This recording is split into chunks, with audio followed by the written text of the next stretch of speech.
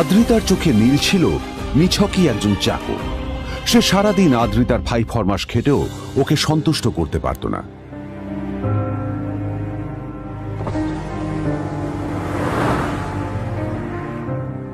এত কিছুর পরেও কেন একজন ধনী বাবা তার মেয়েকে গরিব ছেলের সাথে বিয়ে দিলেন?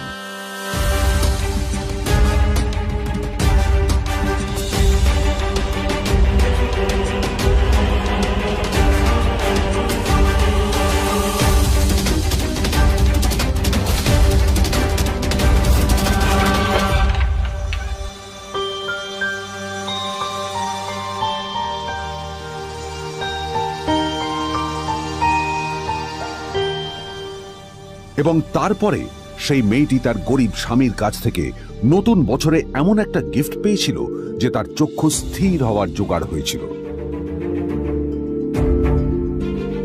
আর ওর স্বামী সম্পর্কে সত্যিটা জানার পর তো ও প্রায় অজ্ঞান হয়ে গিয়েছিল।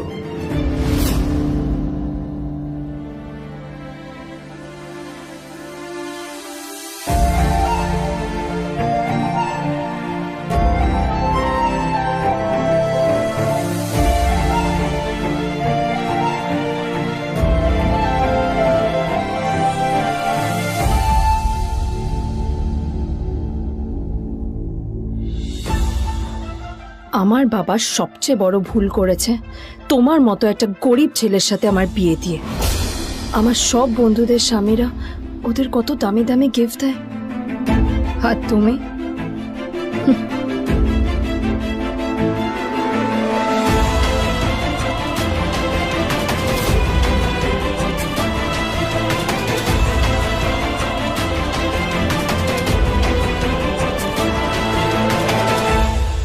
আদ্রিতা তার বাবার কথায় নীলকে বিয়ে তো করেছিল, কিন্তু ও শর্ত দিয়েছিল যেন বাড়ির বাইরের কেউ না জানতে পারে যে নীল ওর স্বামী। নীল ওই বাড়িতে ঘর জামাইয়ের মতো থাকলেও ও যেন ওখানে একজন চাকর ছিল। সবাই ওকে অপমান করত। ওই বাড়িতে না ও ঠিক মতো খাবার পেত, আর না ওর কোনো আলাদা ঘর ছিল। কখনো কার্পেটের উপর ঘুমোতো, তো কখনো আবার পোষা কুকুরের ঘরের পাশে নীলকে ঘুমোতে হতো। হাত খরচ মেটাতে ও এক জায়গায় ওয়েটারের কাজও করত। আদ্রিতা তার বন্ধুদের বলেছিল যে আদ্রিতা বিদেশে বিয়ে করেছে আর তার স্বামী লন্ডনের একজন খুব বড় বিজনেসম্যান। কিন্তু যখন আদ্রিতার বন্ধুরা ওকে ওদের স্বামীদের দেওয়া দামি দামি গিফটগুলো দেখাতো, তখন লজ্জায় ওর ভিতরটা পুড়ে ছাই হয়ে যেত।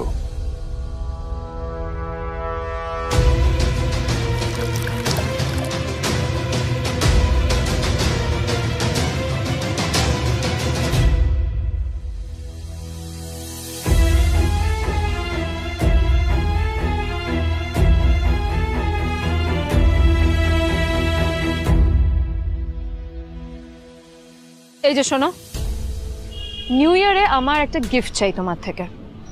আর গিফটটা যেন দামি হয়, হ্যাঁ, মানে খুব দামি, কয়েক লাখ টাকা। ওকে? কয়েক লাখ টাকা? কিন্তু অদ্রিতা, এত টাকা আমি একসাথে কখনো দেখিনি। তোমাকে এত দামি গিফট আমি কি করে দেব? এটা তো তোমার বিয়ে করার আগে ভাবা উচিত ছিল। একজন পুরুষ মানুষ হয়ে নিজের স্ত্রীর এইটুকু ইচ্ছা তুমি পূরণ করতে পারবে না? স্ত্রীর এই কথাগুলো নীলকে আহত করে। নিঃশব্দে ওখান থেকে চলে যায় নীল।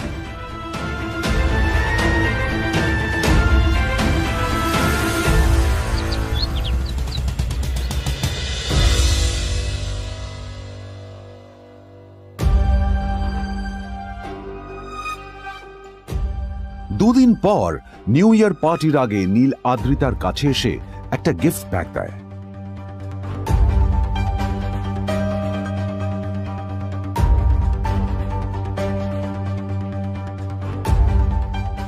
আদ্রিতা মুখ বেজার করে বাক্সটা খুলল, তবে তারপর বাক্সের ভেতরে গিফটটা দেখতেই ও চমকে গেল।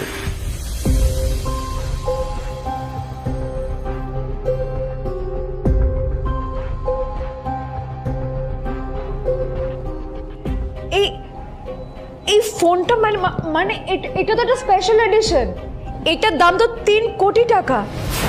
তুমি এটা পেলে কোথা থেকে? আসলে আসলে এটা অরিজিনাল নয়।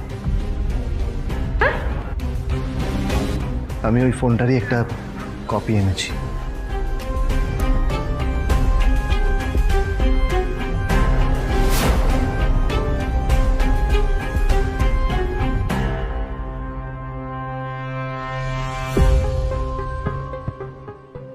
কিন্তু আদ্রিতার নীলের কথা একটু সন্দেহ হয়, কারণ ফোনটা দেখে একেবারেই আসল বলেই মনে হচ্ছিল। পরের দিনই আদ্রিতা ওই কোম্পানির শোরুমে গেল। এই ফোনটা একটু দেখুন না প্লিজ। ওয়াও, আচ্ছা ম্যাম, আপনি কি মিস্টার রয় চৌধুরীর বন্ধু? কে মিস্টার রয় চৌধুরী? ও আপনি কি ওই রয় চৌধুরী গ্রুপ অফ ইন্ডাস্ট্রিজের মালিকের কথা বলছেন? হ্যাঁ। না না, আমি ওনাকে চিনি না। আমি কেন, আমার মনে হয় কেউই ওনাকে চেনে না। বড় বড় মানুষেরাই ওনা দেখা পান না। আমিও কোনোদিন ওনাকে দেখিনি, কিন্তু সাডেনলি আপনি এই প্রশ্নটা করলেন কেন? অ্যাকচুয়ালি ম্যাম, আপনার হাতের এই ফোনটা আসলে এটা ফোনের স্পেশাল এডিশন। এই কাটিং, এই ডিজাইন, এই লোগো, এটা জাল করা ইজ নেক্সট টু ইম্পসিবল। আর গোটা ভারতে বিক্রি হওয়া এই ফোনের সেকেন্ড পিস এটা, যেটা মিস্টার রয় চৌধুরী কিনেছিলেন। সেজন্য জিজ্ঞেস করছি ম্যাম, আপনি এই ফোনটা কোথা থেকে পেলেন? তবে কি নীলই মিস্টার রয় চৌধুরী, নাকি নীল এই ফোনটা চুরি করেছে? বেকার নীলের কাছেই কোটি টাকার ফোন কোথা থেকে এলো?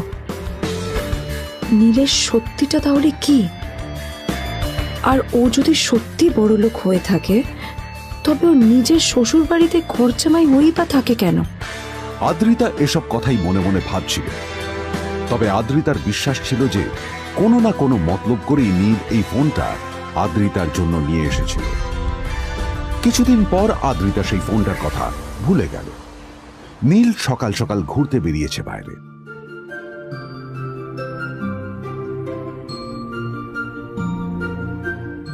কটা বাজে রে? আমার খুব লেট হয়ে গেছে, বুঝলি? তোরা খেল, ঠিক আছে? তোরা খেল, আমি আসছি।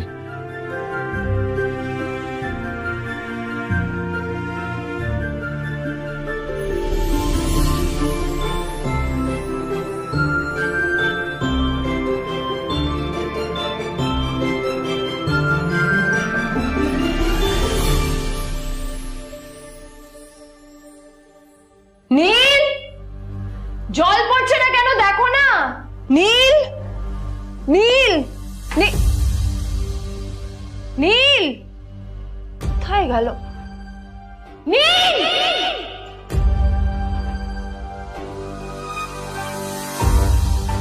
নীল, নীলকে ডাকছে কেন বলতো? ওইদিকে বাড়িতে আদ্রিতা আর চিত্রা আশ্চর্য হয়ে গেল যে নীল হঠাৎ কোথায় উধাও হয়ে গেল। মা তোমাকে কিছু বলে গেছে নীল? হ্যাঁ, কোথায় গেছে ও? না, আমি ওর কোনো খোঁজ খবর রাখি না। আমার একটা কথা মনে হচ্ছে, ওকে না এবার একটু শীতে করতে হবে। একটা কাজে যদি আসতো ছেলেটা, যখনই কোনো কাজের কথা বলি ভ্যানিশ হয়ে যায়। আমি ওকে বলেছিলাম আর&বি গোল্ডেন ডায়মন্ড থেকে আমার সেটটা নিয়ে আসতে, আনেনি। আনেনি। আজকেও ভালো করে অফিসে নিয়ে যাব, ভ্যানিশ হয়ে গেল। কোথায় গেল কে জানে। আমার ভাগ্যেই জুটেছে এরকম একটা ছেলে। দিদি, তুমি কেন বিয়েটা দিয়েছিল আমাকে? এটা আবার কি বলছিস? আমার কি দোষ? দেখ, ওই অসভ্য ছেলেটার সাথে বিয়ে দিতে চাইনি। যা করেছে তোর বাবা করেছে, এটা আমার কোনো দোষ। তখনই হঠাৎ নীল সেখানে এসে উপস্থিত হলো, কিন্তু ও দুজনকে উপেক্ষা করে ভিতরে চলে যাওয়াই শ্রেয় মনে করল। এই যে লাট সাহেব ফিরলেন রাজকার্য করে। এদিকে এসো, তোমার ফাঁকিবাজির আলোচনাই এখানে চলছে। মা প্লিজ থাক, মা থাক, ভাল লাগছে না। এমনিতেই অফিসের জন্য আমার লেট হয়ে যাচ্ছে, আর বিজন আমার ওয়েটও করছে। বিজনের নাম শুনেই নীলের মুখটা ফ্যাকাশে হয়ে গেল। আদ্রিতা নীলকে উপেক্ষা করেই বলল, আরে যে এই ছেলেটার মতো আর একটা ফাঁকিবাজ না তুমি পাবে না। তুমি কেন দাঁড়িয়ে আছো? এই যে শোনো শোনো শোনো শোনো, দাঁড়িয়ে আছো কেন? তোমাকে আমি বলেছিলাম আর&গোল্ড ডায়মন্ড থেকে আমার সেটটা তুলেছো, তোলোনি তো। এইটা চাই না আমার। তুমি আমার সাথে অফিসে যাবে, ফেরার পথে তুমি সেটটা নিয়ে আসবে। তোমার জন্য সবসময় লেট হয়ে অফিসে, তোমার জন্য বিরক্ত লাগে। আর ব্যাগটা নিয়ে ওর পেছন পেছন কোথায় যাচ্ছ? যা দিয়ে ওখানে রেখে এসো। নীল চিত্রার সাথে মাঝে মাঝে ঝগড়া করলেও তার স্ত্রী আদ্রিতার সাথে ও কখনো ঝগড়া করতো না। সত্য সব অপদার্থ।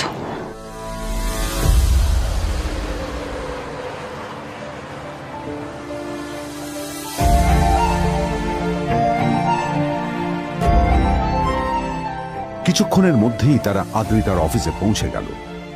আদ্রিতা গাড়ি থেকে নামতে নামতে দেখলো যে তার কাছে অনেকগুলো ফাইল আছে। নীলের দিকে তাকিয়ে ওকেই ফাইলগুলো নিয়ে ভেতরে আসতে বলল। চলো, হা করে দাঁড়িয়ে আছো কেন? ফাইলগুলো নিয়ে ভেতরে এসো।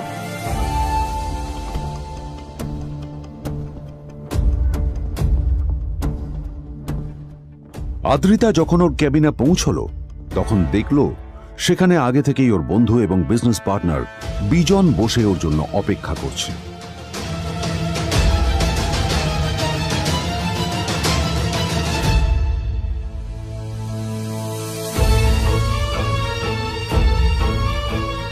কোথায় ছিলে বলো?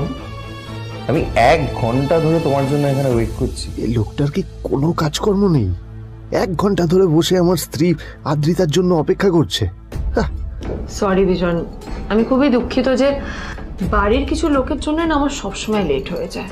আদ্রিতার কথা শোনার পর বিজনের 1 ঘন্টা অপেক্ষা করার অভিযোগ 1 মুহূর্তের মধ্যে মিলিয়ে গিয়েছিল।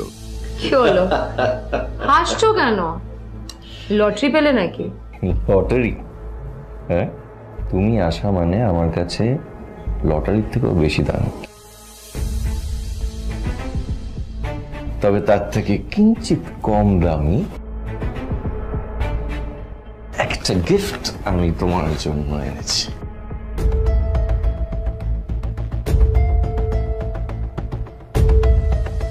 This is a rare diamond necklace for you. এটা আমার জন্য? সত্যি? এই শহরে এটা খুঁজে পাওয়া খুব বিরল। Just like you. Like it? Thank you. You're welcome. Thank you for the gift. আসি তাহলে এখন।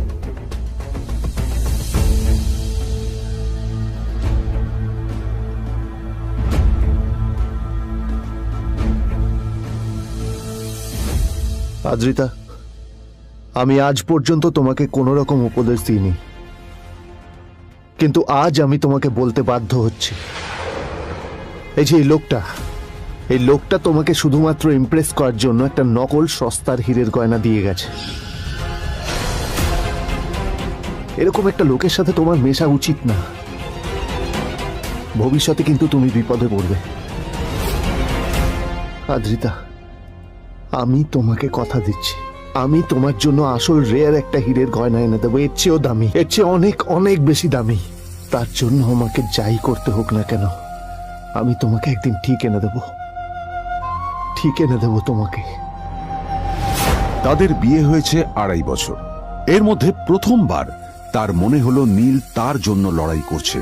নীলের এই রূপটা দেখে আদ্রিতা চমকে গেল। আজ প্রথমবারের মতো আদ্রিতার মনে প্রশ্ন এলো, নীলকে নিজের থেকে দূরে সরিয়ে রেখে আমি কি কোনো ভুল করছি? না না, এটা আমি কি ভাবছি? বিজন আমার বিজনেস পার্টনার, ও আমাদের মেইন ইনভেস্টর। নীলের এই অ্যাকশনের কারণে বিজন আমার কোম্পানি থেকে ব্যাক আউট করে গেলে কি হবে? না না না না না, নীলের জন্য আমি আমার এত বছরের পরিশ্রমকে জলে দিতে পারি না। আমার নীলকে নয়, আমার বিজনকে প্রয়োজন। এইসব ভাবতে ভাবতে আদ্রিতার নীলের ওপর রাগ হতে শুরু করে। আদ্রিতার রাগ তখন চরমে উঠে যায়। আজ প্রথমবার নীল আদ্রিতার সাথে খারাপ ব্যবহার করেছে। How dare you! তোমার এত বড় সাহস! হ্যাঁ, তোমাকে কে অধিকার দেয় বলো তো যে তুমি আমারই অফিসে দাঁড়িয়ে আমাকেই এতগুলো উল্টোপাল্টা কথা তুমি শোনালে? তোমাকে এখানে আনাই আমার ভুল হয়েছে, সবচেয়ে বড় ভুল হয়েছে।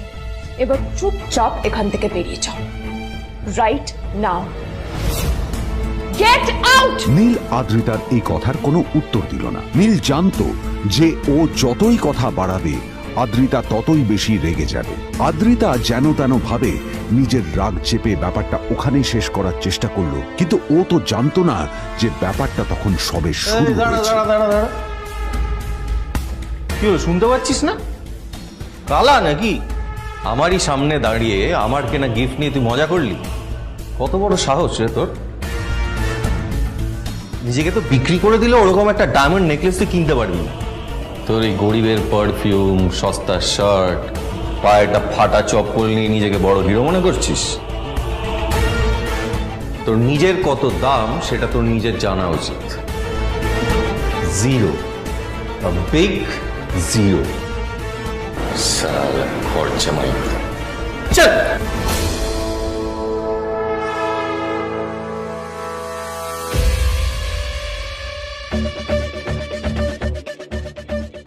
নীল তখনও ঝামেলা করার মেজাজ ছিল না, কিন্তু যখন কেউ অন্যের নীরবতা সুযোগ নিতে শুরু করে তখন কথা বলাটা প্রয়োজন। নীল আঙুল তুলে পেছনের দিকে ইশারা করে। প্রথম কথা, ওই যে ওখানে দাঁড়িয়ে আছে, ও আমার স্ত্রী।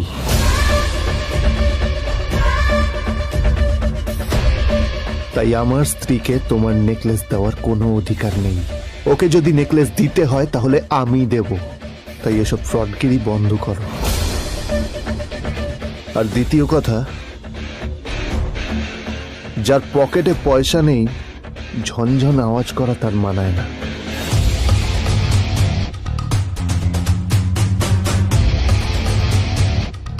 নীল বিজনকে তার সোয়াগ দেখিয়ে বেরিয়ে গেল।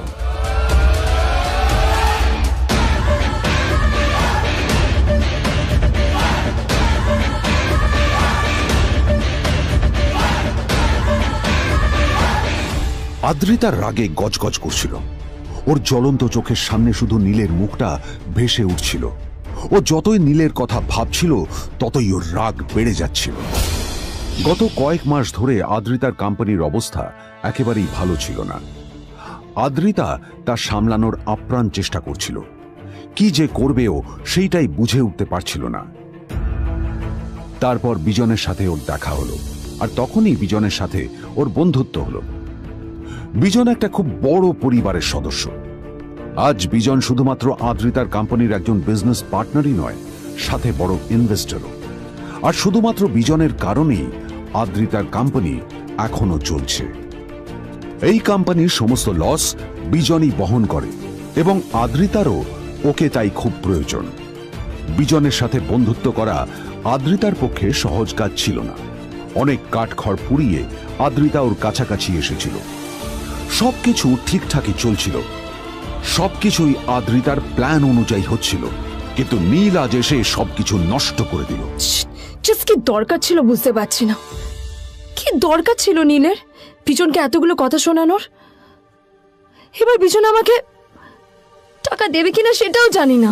আমার কোম্পানিতে ইনভেস্ট করতে চাইবে কিনা সেটাও বুঝতে পারছি না। কি করব?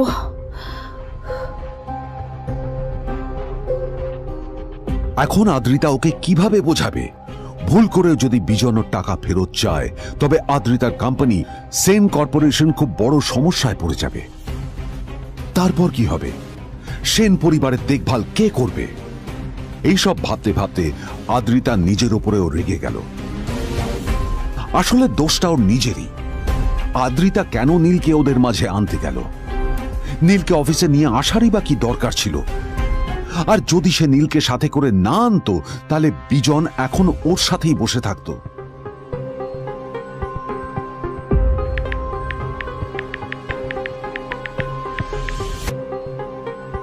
প্যামেলা, আমি মিটিংয়ে বেরোবো, আমার চেঞ্জটা একটু নিয়ে এসো প্লিজ। Thank you. আর অন্যদিকে সেন কর্পোরেশনের অফিস থেকে বেরিয়ে নীলের খুব ফুরফুরে লাগছিল। তখনই হঠাৎ ওর ফোনটা বেজে উঠল। ফোনটা ছিল মিস্টার রায় চৌধুরীর। তিনি ছিলেন শহরের সব থেকে বড় বিজনেসম্যান। হ্যাঁ মিস্টার রায় চৌধুরী, আমি আপনাকেই ফোন করতে যাচ্ছিলাম। আমি একজন বিশেষ লোকের সাথে তোমার একটা মিটিং ফিক্স করেছি। ওর অ্যাড্রেস আমি তোমাকে টেক্সট করে দিয়েছি। আমি চাই তুমি ওই লোকটার সাথে মিট করো। ঠিক আছে, আমি যে কোনো কারোর সাথে দেখা করতে পারি, কিন্তু তার জন্য আপনাকে আমার দুটো শর্ত মানতে হবে। প্রথমটা, আমার জন্য একটা রেয়ার হীরের নেকলেস আপনাকে জোগাড় করে আনতে হবে। আর দ্বিতীয়টা, আমি আপনাকে টেক্সট করছি, এটাও কিন্তু একই রকম জরুরি। এই দুটো কাজ আপনাকে যত তাড়াতাড়ি সম্ভব করে ফেলতে হবে আমার জন্য, ঠিক আছে? তোমার অ্যাকাউন্টে কিছু টাকা পাঠিয়েছি। কিছু জামা কাপড় কেনো, যাতে তুমি ভদ্র সমাজে আসার যোগ্য হও আর তোমাকে আমি স্বামীর পরিচয় দিতে লজ্জা না পাই। তোমার কারণে আমার পরিবার লজ্জা পাবে, আমি সেটা চাই না। যখনই দেখি তখনই তুমি ভিখিরির মতো ছেঁড়া ফাটা জামা কাপড় পরে থাকো। আসলে আদ্রিতার বাড়িতে আজ ফ্যামিলি ডিনার পার্টি ছিল, আর শেষবার নীলের জন্য ওকে অনেক ঝামেলা পোহাতে হয়েছিল। মেসেজ পড়ে নীল ফোনটা নিজের পকেটে রেখে রাস্তার ধারে গিয়ে একটা ট্যাক্সি থামানোর জন্য হাত বাড়িয়ে দিল। নীল ট্যাক্সি ধরে গোল্ডেন সিটি অ্যাভিনিউর দিকে বেরিয়ে পড়ল। গোল্ডেন সিটি অ্যাভিনিউ শুধু কলকাতারই নয়, এটা ছিল সারা পশ্চিমবঙ্গের সবচেয়ে বিলাসবহুল সোসাইটিগুলোর মধ্যে একটা। আসলে এই সেই জায়গা যেখানে মিস্টার রায়চৌধুরী আজ তার জন্য গোপন মিটিং ফিক্স করেছিলেন। কিন্তু নীল কার সাথে দেখা করতে যাচ্ছে এ সম্পর্কে ওর কোনো ধারণাই ছিল না। যখন নীল সেখানে পৌঁছলো, ফুলভিলার বাগানে বসে থাকা লোকটিকে দেখে রাগে নীলের রক্ত ফুটতে শুরু করলো। নীল ওখানে না দাঁড়িয়ে বেরিয়ে গেল।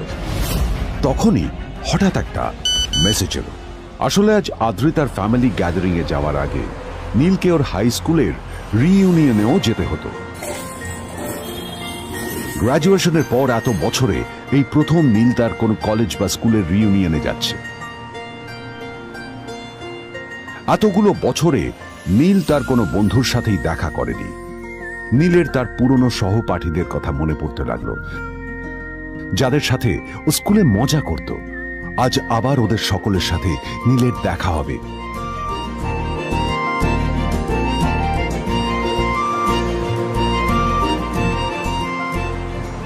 আর এই সব কিছু ভেবেই নীল এক্সাইটেড হয়ে যাচ্ছিল। আসলে সোহিনীকে নীল তার স্কুল টাইমে পছন্দ করত।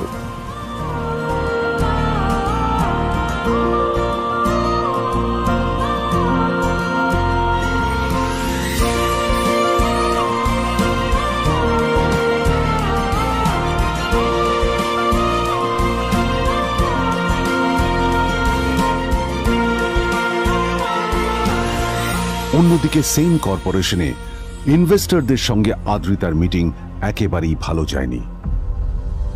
তাকে দেখে বেশ গম্ভীর মনে হচ্ছিল।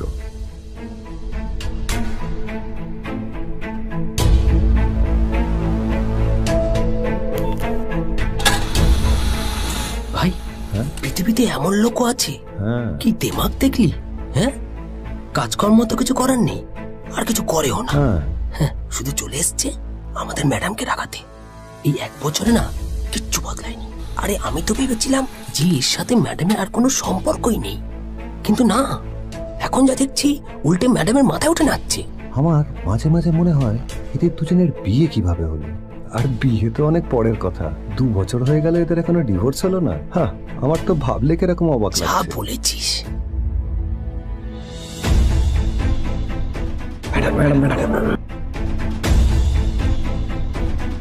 অফিসে চলতে থাকা এইসব কথা শুনে আদ্রিতার আরো রাগ হলো। আদ্রিতা ক্যাবিনে যাওয়ার পরে রাগকে নিয়ন্ত্রণ করা ওর পক্ষে আরো কঠিন হয়ে গেল। ও তখন বুঝতেই পারছিল না যে ওর রাগ কিভাবে নিয়ন্ত্রণ করবে। আদ্রিতা এটাও ভাবছিল যে নীলের জন্য ওকে আর কত অপমানিত হতে হবে। এসব ভাবতে ভাবতেই আদ্রিতার চোখ গেল ওর বাবার ছবিটার দিকে।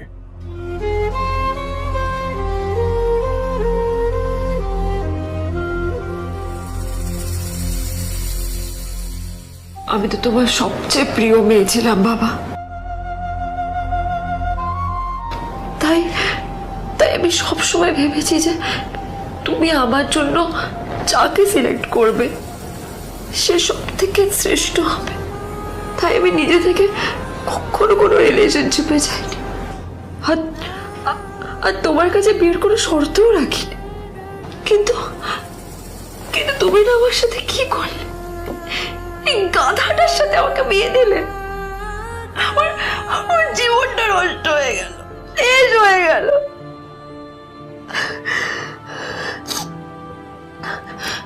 আমি যদি একটু জানতাম যে ও ও কিছু করে না, ঘর চাপাই হয়ে থাকবে, এইসব কাজকর্ম করে, তাহলে আমি কোনোদিনই বিয়েতে রাজি হতাম না বাবা, কোনোদিন না, কোনোদিন।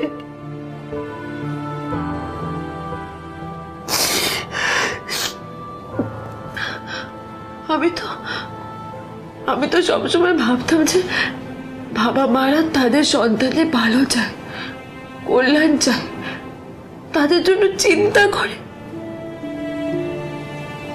কিন্তু কিন্তু বাবা, তুমি আমার জন্য একটু চিন্তা করোনি। তুমি শুধু তোমার শেষ কর্তব্যটুকু করতে চেয়েছিলে, শেষ ইচ্ছাটুকু রাখতে চেয়েছিলে, ব্যাস পালন করা হয়ে গেছে। আর আমাদের তুমি ছেড়ে চলে গেলে, তুমি আগে ছেড়ে চলে গেলে। অন্যদিকে নীল রিইউনিয়ন পার্টির জন্য হোটেল প্রাইম স্টারের দিকে রওনা হলো। হোটেল প্রাইম স্টার ছিল শহরের সবচেয়ে দামি হোটেল। ওখানে শহরের সব বড় লোকেরা যাতায়াত করত। নীল যখনই তার পুরনো বাইকটা নিয়ে ওখানে পৌঁছলো, ওর পুরনো জামা কাপড়, পুরনো বাইক আর ওর পায়ে ছেঁড়া চপ্পল দেখে সিকিউরিটি গার্ড ওকে গেটের বাইরেই আটকে দিল। থাম থাম, এই কোথায় যাচ্ছিস শালা ভিখিরি? না না দাদা, আপনি আমাকে ভুল বুঝছেন। আসলে আমাকে ইনভাইট করা হয়েছে, আমি এই হোটেলেই এসেছি। শালা মিথ্যে কথা বলার জায়গা পাস না? হ্যাঁ, মিথ্যে কথা বলার আগে নিজের চেহারাটা তো দেখতিস। এটা একটা প্রাইম হোটেল, বুঝেছিস? এখানে সব শহরের বড় বড় লোকেরা তাদের বড় বড় গাড়ি নিয়ে আসে। শালা তোর মতো একটা ভিখিরি একটা ফ্যাট প্যাটে আওয়াজ বের করা বাইক নিয়ে চলে এসেছিস, আর আমি তোকে ঢুকতে দেবো? না দাদা, আমাকে ইনভাইট করা হয়েছে। আমাকে শুনুন, শুনুন না, আরে চল, আমাকে একবার ঢুকতে দিন আমাকে। নীল পড়ে যেতেই একটা দামি গাড়ি ওখানে এসে দাঁড়ালো। এই গাড়িটি আর অন্য কারো নয়, হোটেল প্রাইমের মালিক মিস্টার খান্নার ছিল। কি হচ্ছে কি এটা? হোটেলের গেটের সামনে এসব এসব ক্যাশ চলছে এখানে। হোটেলের বদনাম হবে না এতে? স্যার দেখুন না, এই যে ভিখিরিটা হোটেলে ঢুকতে যাচ্ছে, আমি বারণ করছি, শুনছে না স্যার? শালা, আপনি কি করতে আছেন? কে, কি হচ্ছে দেখি দেখি কে? মিস্টার খান্না তার চশমা খুলে নীলের দিকে দেখলেন, আর ওনার মুখটা হাঁ হয়ে গেল।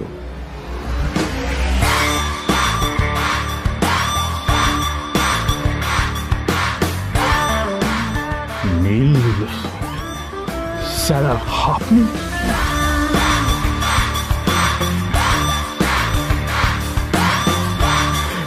Extremely sorry sir. Sir sir, আপনি একটা ইনফর্ম করেননি কেন আমাকে? আপনি আসবেন জানলে তো আমি নিজে রিসিভ করতে আসতাম আপনাকে। ঠিক আছে, আপনি ব্যস্ত হবেন না প্লিজ। জানোইনি কে? নিজের বসকে এভাবে একজন ভিখারিকে হাতে পায়ে ধরতে দেখে গার্ডটিও অবাক হয়ে গেল। আরে sir, sorry sir, extremely sorry, আপনি আমার সঙ্গে আসুন। সরি স্যার, সরি, ভুল হয়ে গেছে স্যার। সালাম স্যার। নীল কি তবে সত্যিই একজন খুব বড়লোক কেউ? জানতে পকেট এফএম এর এই সম্পূর্ণ গল্পটি শুনুন, বস দুনিয়া যার বসে, যেটা ভারতীয়রা সবচেয়ে বেশি শুনছে। বিনামূল্যে গল্প শুনতে নিচের ইনস্টল বাটনে ক্লিক করুন এবং পকেট এফএম ডাউনলোড করুন।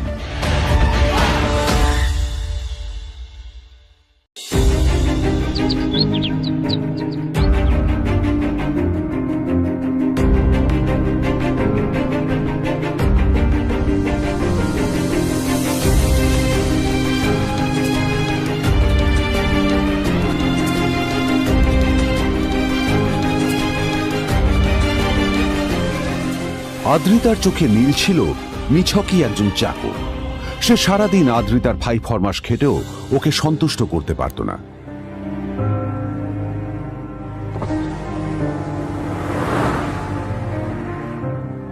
এত কিছুর পরেও কেন একজন ধনী বাবা তার মেয়েকে গরিব ছেলের সাথে বিয়ে দিলেন?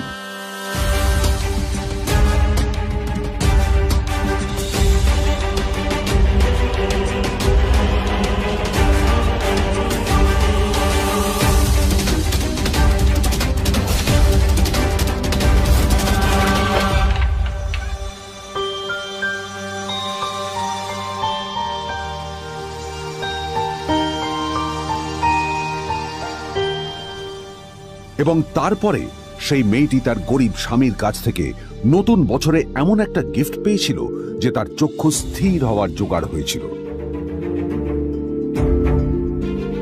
আর ওর স্বামী সম্পর্কে সত্যিটা জানার পর তো ও প্রায় অজ্ঞান হয়ে গিয়েছিল।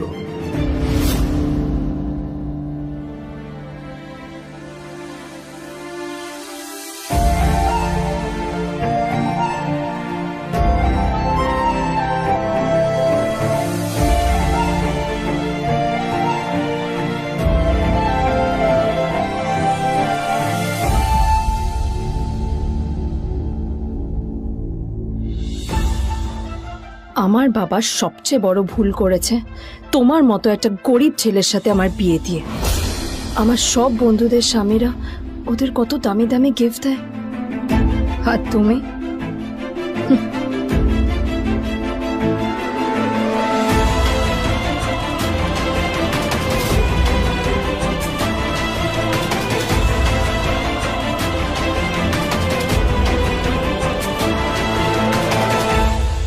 আদ্রিতা তার বাবার কথায় নীলকে বিয়ে তো করেছিল, কিন্তু ও শর্ত দিয়েছিল যেন বাড়ির বাইরের কেউ না জানতে পারে যে নীল ওর স্বামী। নীল ওই বাড়িতে ঘর জামাইয়ের মতো থাকলেও ও যেন ওখানে একজন চাকর ছিল। সবাই ওকে অপমান করত। ওই বাড়িতে না ও ঠিক মতো খাবার পেত, আর না ওর কোনো আলাদা ঘর ছিল। কখনো কার্পেটের উপর ঘুমোতো, তো কখনো আবার পোষা কুকুরের ঘরের পাশে নীলকে ঘুমোতে হতো। হাত খরচ মেটাতে ও এক জায়গায় ওয়েটারের কাজও করত। আদ্রিতা তার বন্ধুদের বলেছিল যে আদ্রিতা বিদেশে বিয়ে করেছে, আর তার স্বামী লন্ডনের একজন খুব বড় বিজনেসম্যান। কিন্তু যখন আদ্রিতার বন্ধুরা ওকে ওদের স্বামীদের দেওয়া দামি দামি গিফটগুলো দেখাতো, তখন লজ্জায় ওর ভিতরটা পুড়ে ছাই হয়ে যেত।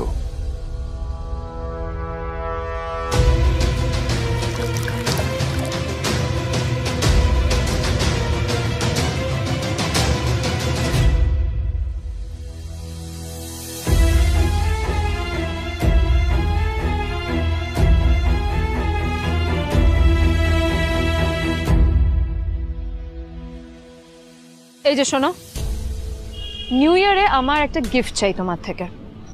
আর গিফট যেন দামি হয়, হ্যাঁ, মানে খুব দামি, কয়েক লাখ টাকা। ওকে? কয়েক লাখ টাকা? কিন্তু অদ্রিতা, এত টাকা আমি একসাথে কখনো দেখিনি। তোমাকে এত দামি গিফট আমি কি করে দেব? এটা তো তোমার বিয়ে করার আগে ভাবা উচিত ছিল। একজন পুরুষ মানুষ হয়ে নিজের স্ত্রীর এইটুকু ইচ্ছা তুমি পূরণ করতে পারবে না? স্ত্রীর এই কথাগুলো নীলকে আহত করে। নিঃশব্দে ওখান থেকে চলে যায় নীল।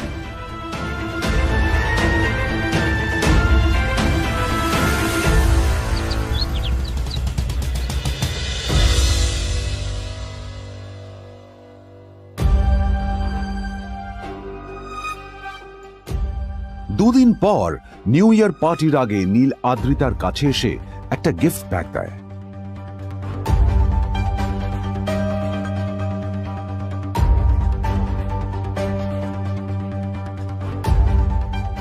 আদ্রিতা মুখ বেজার করে বাক্সটা খুলল, তবে তারপর বাক্সের ভেতরে গিফটটা দেখতেই ও চমকে গেল।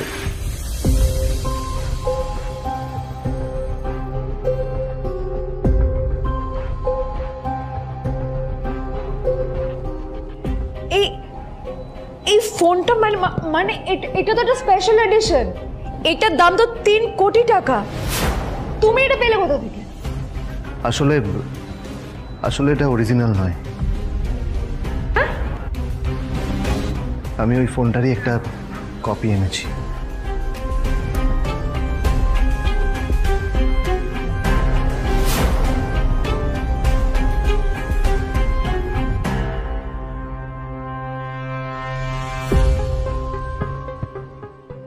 কিন্তু আদ্রিতার নীলের কথায় একটু সন্দেহ হয়, কারণ ফোনটা দেখে একেবারেই আসল বলেই মনে হচ্ছিল।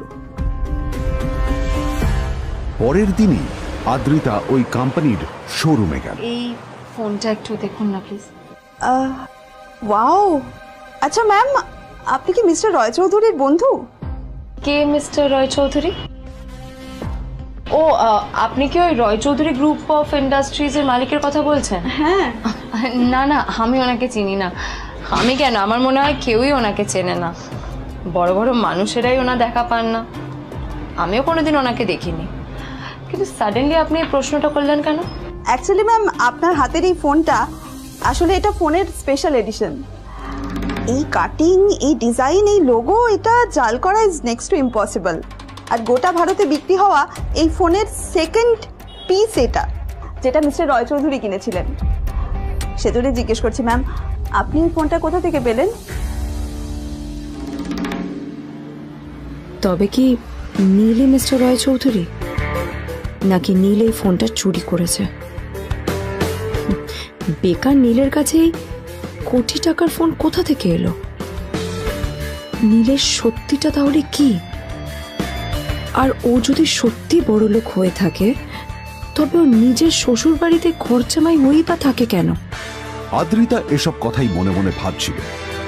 তবে আদ্রিতার বিশ্বাস ছিল যে কোনো না কোনো মতলব করেই নীল এই ফোনটা আদ্রিতার জন্য নিয়ে এসেছিল।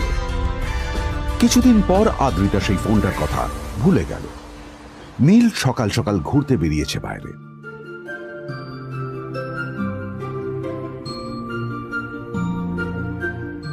কটা বাজে রে? আমার খুব লেট হয়ে গেছে বুঝলি। তোরা খেল, ঠিক আছে? তোরা খেল, আমি আসছি।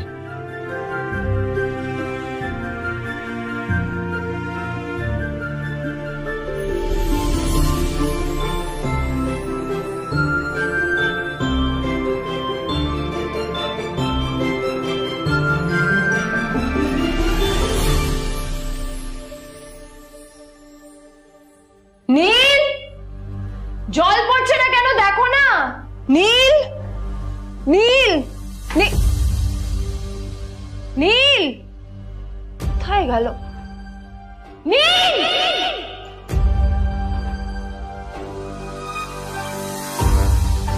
নীল, নীলকে ডাকছে কেন বলতো? ওইদিকে বাড়িতে আদ্রিতা আর চিত্রা আশ্চর্য হয়ে গেল যে নীল হঠাৎ কোথায় উধাও হয়ে গেল। মা তোমাকে কিছু বলে গেছে নীল? হ্যাঁ, কোথায় গেছে ও? না, আমি ওর কোনো খোঁজ খবর রাখি না। আমার একটা কথা মনে হচ্ছে, ওকে না এবার একটু শীতে করতে হবে। একটা কাজে যদি আসতো ছেলেটা, যখনই কোনো কাজের কথা বলি ভ্যানিশ হয়ে যায়। আমি ওকে বলেছিলাম R&B গোল্ডেন ডায়মন্ড থেকে আমার সেটটা নিয়ে আসতে, আনেনি। আজকেও ভালো করে অফিসে নিয়ে যাব, ভ্যানিশ হয়ে গেল। কোথায় গেল কে জানে। আমার ভাগ্যেই জুটেছে এরকম একটা ছেলে। তুমি কেন বিয়েটা দিয়েছিলে আমাকে? এটা আবার কি বলছিস? আমার কি দোষ? দেখ, ওই অসভ্য ছেলেটার সাথে বিয়ে দিতে চাইনি। যা করেছে তোর বাবা করেছে, এটা আমার কোনো দোষ। তখনই হঠাৎ নীল সেখানে এসে উপস্থিত হলো, কিন্তু ও দুজনকে উপেক্ষা করে ভিতরে চলে যাওয়াই শ্রেয় মনে করল। এই যে লাট সাহেব ফিরলেন রাজকার্য করে। এদিকে এসো, তোমার ফাঁকিবাজির আলোচনাই এখানে চলছে। মা প্লিজ থাক, মা থাক, ভাল লাগছে না। এমনিতেই অফিসের জন্য আমার লেট হয়ে যাচ্ছে, আর বিজন আমার ওয়েটও করছে। বিজনের নাম শুনেই নীলের মুখটা ফ্যাকাশে হয়ে গেল। আদ্রিতা নীলকে উপেক্ষা করেই বলল, আরে যে এই ছেলেটার মতো আর একটা ফাঁকিবাজ না তুমি পাবে না। তুমি কেন দাঁড়িয়ে আছো? এই যে শোনো শোনো শোনো শোনো, দাঁড়িয়ে আছো কেন? তোমাকে আমি বলেছিলাম R&B গোল্ড ডায়মন্ড থেকে আমার সেটটা তুলেছো, তোলোনি তো। এইটা চাই না আমার। তুমি আমার সাথে অফিসে যাবে, ফেরার পথে তুমি সেটটা নিয়ে আসবে। তোমার জন্য সবসময় লেট হয়ে অফিসে, তোমার জন্য রক্ত লাগে। আর ব্যাগটা নিয়ে ওর পেছন পেছন কোথায় যাচ্ছ? যা দিয়ে ওখানে রেখে এসো। নীল চিত্রার সাথে মাঝে মাঝে ঝগড়া করলেও তার স্ত্রী আদ্রিতার সাথে ও কখনো ঝগড়া করতো না। সত্য সব অপদার্থ।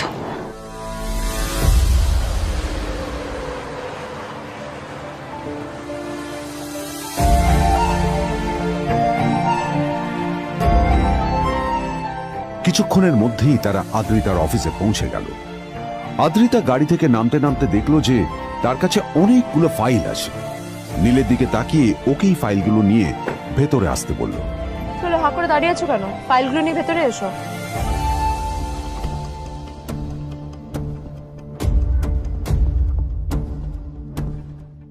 আদ্রিতা যখন ওর ক্যাবিনে পৌঁছলো তখন দেখলো সেখানে আগে থেকেই ওর বন্ধু এবং বিজনেস পার্টনার বিজন বসে ওর জন্য অপেক্ষা করছে।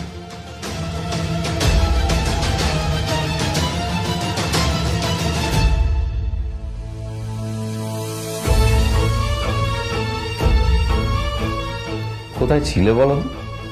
আমি 1 ঘন্টা ধরে তোমার জন্য এখানে ওয়েট করছি। এই লোকটার কি কোনো কাজকর্ম নেই? 1 ঘন্টা ধরে বসে আমার স্ত্রী আদ্রিতার জন্য অপেক্ষা করছে। সরি বিজন, আমি খুবই দুঃখিত যে বাড়ির কিছু লোকের জন্য না আমার সবসময় লেট হয়ে যায়। আদ্রিতার কথা শোনার পর বিজনের 1 ঘন্টা অপেক্ষা করার অভিযোগ 1 মুহূর্তের মধ্যে মিলিয়ে গিয়েছিল। কি হলো? হাসছো কেন? লটারি পেলে নাকি? লটারি? হ্যাঁ, তুমি আসা মানে আমার কাছে লটারির থেকেও বেশি দাম। তবে তার থেকে কিঞ্চিত কম দামি একটা গিফট আমি তোমার জন্য এনেছি।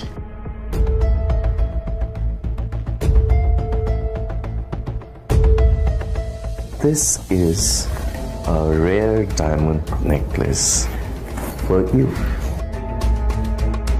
এটা আমার জন্য সত্যি?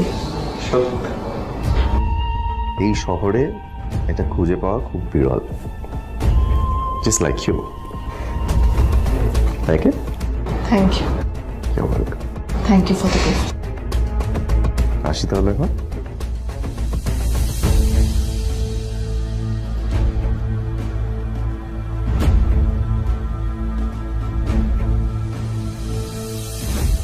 আদ্রিতা, আমি আজ পর্যন্ত তোমাকে কোনো রকম উপদেশ দিইনি, কিন্তু আজ আমি তোমাকে বলতে বাধ্য হচ্ছি। এই যে এই লোকটা তোমাকে শুধুমাত্র ইমপ্রেস করার জন্য একটা নকল সস্তার হীরের গয়না দিয়ে গেছে।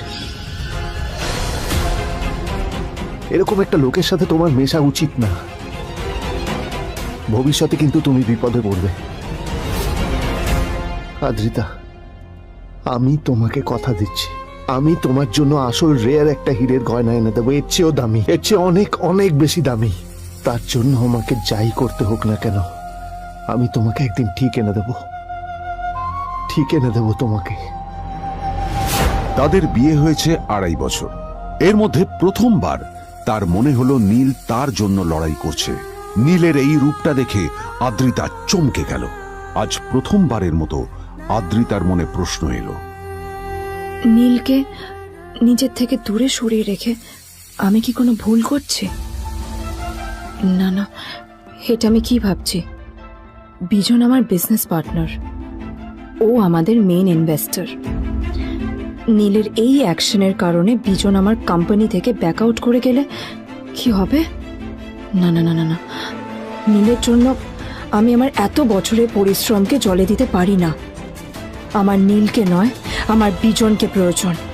এইসব ভাবতে ভাবতে আদ্রিতার নীলের ওপর রাগ হতে শুরু করে। আদ্রিতার রাগ তখন চরমে উঠে যায়। আজ প্রথমবার নীল আদ্রিতার সাথে খারাপ ব্যবহার করেছে। How dare you! তোমার এত বড় সাহস! হ্যাঁ, তোমাকে কে অধিকার দেয় বলো তো যে তুমি আমারই অফিসে দাঁড়িয়ে আমাকেই এতগুলো উল্টোপাল্টা কথা তুমি শোনালে? তোমাকে এখানে আনাই আমার ভুল হয়েছে, সবচেয়ে বড় ভুল হয়েছে। এবার চুপচাপ এখান থেকে বেরিয়ে যাও, right now. Get out! Neel আদ্রিতার এই কথার কোনো উত্তর দিল না। নীল জানতো যে ও যতই কথা বাড়াবে আদ্রিতা ততই বেশি রেগে যাবে। আদ্রিতা যেন তেন ভাবে নিজের রাগ চেপে ব্যাপারটা ওখানেই শেষ করার চেষ্টা করলো, কিন্তু ও তো জানতো না যে ব্যাপারটা তখন সবে শুরু হয়েছে। কি হলো, শুনতে পাচ্ছিস না? কালা নাকি? আমারই সামনে দাঁড়িয়ে আমার কেনা গিফট নিয়ে তুই মজা করলি? কত বড় সাহস রে তোর! নিজেকে তো বিক্রি করে দিলে ওরকম একটা ডায়মন্ড নেকলেস তুই কিনতে পারবি না। তোর এই গরিবের পারফিউম, সস্তা শার্ট, পায়েটা ফাটা চপ্পল নিয়ে নিজেকে বড় হিরো মনে করছিস? তোর নিজের কত দাম সেটা তোর নিজের জানা উচিত। Zero, big zero. সারা খরচা মাই চল।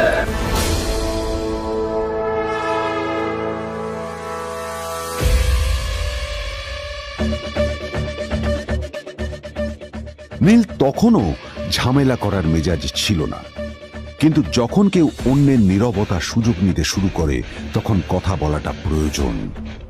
নীল আঙুল তুলে পেছনের দিকে ইশারা করে। প্রথম কথা, ওই যে ওখানে দাঁড়িয়ে আছে, ও আমার স্ত্রী।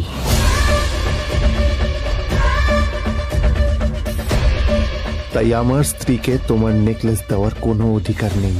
ওকে যদি নেকলেস দিতে হয় তাহলে আমি দেব। তাই এসব ফ্রডগিরি বন্ধ করো। আর দ্বিতীয় কথা, যার পকেটে পয়সা নেই ঝনঝন আওয়াজ করা তার মানায় না।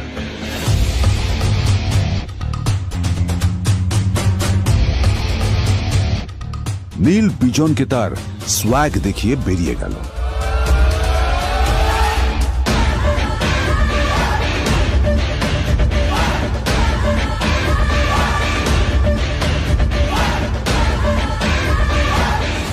আদ্রিতার রাগে গজগজ করছিল। ওর জ্বলন্ত চোখের সামনে শুধু নীলের মুখটা ভেসে উঠছিল। ও যতই নীলের কথা ভাবছিল ততই ওর রাগ বেড়ে যাচ্ছিল। গত কয়েক মাস ধরে আদ্রিতার কোম্পানির অবস্থা একেবারেই ভালো ছিল না। আদ্রিতা তা সামলানোর আপ্রাণ চেষ্টা করছিল। কি যে করবেও সেইটাই বুঝে উঠতে পারছিল না। তারপর বিজনের সাথে ওর দেখা হলো, আর তখনই বিজনের সাথে ওর বন্ধুত্ব হলো। বিজন একটা খুব বড় পরিবারের সদস্য। আজ বিজন শুধুমাত্র আদ্রিতার কোম্পানির একজন বিজনেস পার্টনারই নয়, সাথে বড় ইনভেস্টরও। আর শুধুমাত্র বিজনের কারণেই আদ্রিতার কোম্পানি এখনো চলছে। এই কোম্পানির সমস্ত লস বিজনই বহন করে এবং আদ্রিতারও ওকে তাই খুব প্রয়োজন। বিজনের সাথে বন্ধুত্ব করা আদ্রিতার পক্ষে সহজ কাজ ছিল না। অনেক কাঠখড় পুড়িয়ে আদ্রিতা ওর কাছাকাছি এসেছিল। সবকিছু ঠিকঠাকই চলছিল, সবকিছুই আদ্রিতার প্ল্যান অনুযায়ী হচ্ছিল, কিন্তু নীল আজ এসে সবকিছু নষ্ট করে দিল। কি দরকার ছিল বুঝতে পারছি না। কি দরকার ছিল নীলের বিজনকে এতগুলো কথা শোনানোর? এবার বিজন আমাকে টাকা দেবে কিনা সেটাও জানি না, আমার কোম্পানিতে ইনভেস্ট করতে চাইবে কিনা সেটাও বুঝতে পারছি না। কি করব?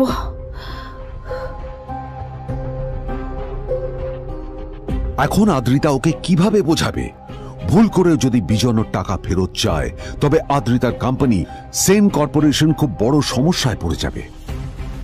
তারপর কি হবে? সেন পরিবারের দেখভাল কে করবে? এইসব ভাবতে ভাবতে আদ্রিতা নিজের উপরেও রেগে গেল। আসলে দোষটা ওর নিজেরই। আদ্রিতা কেন নীলকে ওদের মাঝে আনতে গেল?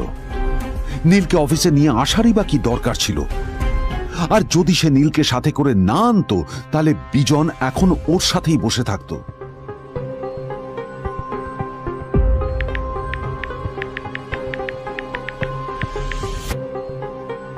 প্যামেলা, আমি মিটিংয়ে বেরোবো, আমার চেঞ্জটা একটু নিয়ে এসো প্লিজ। Thank you. আর অন্যদিকে সেন কর্পোরেশনের অফিস থেকে বেরিয়ে নীলের খুব ফুরফুরে লাগছিল। তখনই হঠাৎ ওর ফোনটা বেজে উঠল। ফোনটা ছিল মিস্টার রায় চৌধুরীর। তিনি ছিলেন শহরের সব থেকে বড় বিজনেসম্যান। হ্যাঁ মিস্টার রায় চৌধুরী, আমি আপনাকেই ফোন করতে যাচ্ছিলাম। আমি একজন বিশেষ লোকের সাথে তোমার একটা মিটিং ফিক্স করেছি। ওর অ্যাড্রেস আমি তোমাকে টেক্সট করে দিয়েছি। আমি চাই তুমি ওই লোকটার সাথে মিট করো। ঠিক আছে, আমি যে কোনো কারোর সাথে দেখা করতে পারি, কিন্তু তার জন্য আপনাকে আমার দুটো শর্ত মানতে হবে। প্রথমটা, আমার জন্য একটা রেয়ার হীরের নেকলেস আপনাকে জোগাড় করে আনতে হবে। আর দ্বিতীয়টা, আমি আপনাকে টেক্সট করছি, এটাও কিন্তু একই রকম জরুরি। এই দুটো কাজ আপনাকে যত তাড়াতাড়ি সম্ভব করে ফেলতে হবে আমার জন্য, ঠিক আছে? তোমার অ্যাকাউন্টে কিছু টাকা পাঠিয়েছি। কিছু জামা কাপড় কেন, যাতে তুমি ভদ্র সমাজে আসার যোগ্য হও, আর তোমাকে আমি স্বামীর পরিচয় দিতে লজ্জা না পাই। তোমার কারণে আমার পরিবার লজ্জা পাবে, আমি সেটা চাই না। যখনই দেখি তখনই তুমি ভিখিরির মতো ছেঁড়া ফাটা জামা কাপড় পরে থাকো। আসলে আদ্রিতার বাড়িতে আজ ফ্যামিলি ডিনার পার্টি ছিল, আর শেষবার নীলের জন্য ওকে অনেক ঝামেলা পোহাতে হয়েছিল। মেসেজ পড়ে নীল ফোনটা নিজের পকেটে রেখে রাস্তার ধারে গিয়ে একটা ট্যাক্সি থামানোর জন্য হাত বাড়িয়ে দিল। নীল ট্যাক্সি ধরে গোল্ডেন সিটি অ্যাভিনিউর দিকে বেরিয়ে পড়ল। গোল্ডেন সিটি অ্যাভিনিউ শুধু কলকাতারই নয়, এটা ছিল সারা পশ্চিমবঙ্গের সবচেয়ে বিলাসবহুল সোসাইটিগুলোর মধ্যে একটা। আসলে এই সেই জায়গা যেখানে মিস্টার রায় চৌধুরী আজ তার জন্য গোপন মিটিং ফিক্স করেছিলেন। কিন্তু নীল কার সাথে দেখা করতে যাচ্ছে এ সম্পর্কে ওর কোনো ধারণাই ছিল না। যখন নীল সেখানে পৌঁছলো, পুলভিলার বাগানে বসে থাকা লোকটিকে দেখে রাগে নীলের রক্ত ফুটতে শুরু করলো। নীল ওখানে না দাঁড়িয়ে বেরিয়ে গেল। তখনই হঠাৎ একটা মেসেজ এলো। আসলে আজ আদ্রিতার ফ্যামিলি গ্যাদারিং এ যাওয়ার আগে নীলকে ওর হাই স্কুলের রিইউনিয়নেও যেতে হতো। গ্র্যাজুয়েশনের পর এত বছরে এই প্রথম নীল তার কোনো কলেজ বা স্কুলের রিইউনিয়নে যাচ্ছে। এতগুলো বছরে নীল তার কোনো বন্ধুর সাথেই দেখা করেনি।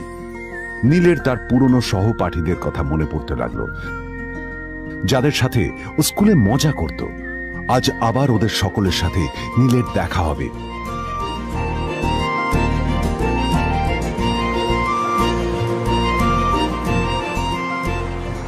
আর এই সব কিছু ভেবেই নীল এক্সাইটেড হয়ে যাচ্ছিল। আসলে সোহিনীকে নীল তার স্কুল টাইমে পছন্দ করত।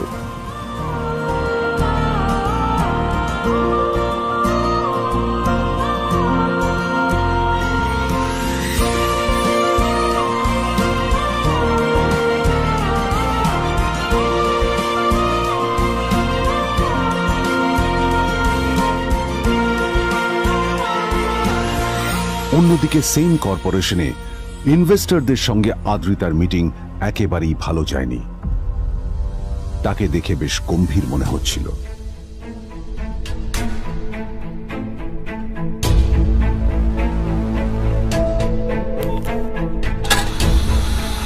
ভাই পৃথিবীতে এমন লোকও আছে, কি দেমাগ দেখলি? হ্যাঁ, কাজকর্ম তো কিছু করার নেই, আর কিছু করেও না। হ্যাঁ, শুধু চলে এসছে আমাদের ম্যাডামকে রাখাতে। এই 1 বছরে না কিচ্ছু বদলায়নি। আরে আমি তো ভেবেছিলাম যে এর সাথে ম্যাডামের আর কোনো সম্পর্কই নেই, কিন্তু না, এখন যা দেখছি উল্টে ম্যাডামের মাথায় উঠে নাচছে। আমার মাঝে মাঝে মনে হয় এদের দুজনের বিয়ে কিভাবে হলো। আর বিয়ে তো অনেক পরের কথা, 2 বছর হয়ে গেল এদের এখনো ডিভোর্স হলো না। হ্যাঁ, আমার তো ভাবলে কিরকম অবাক যা লাগছে। বলেছিস।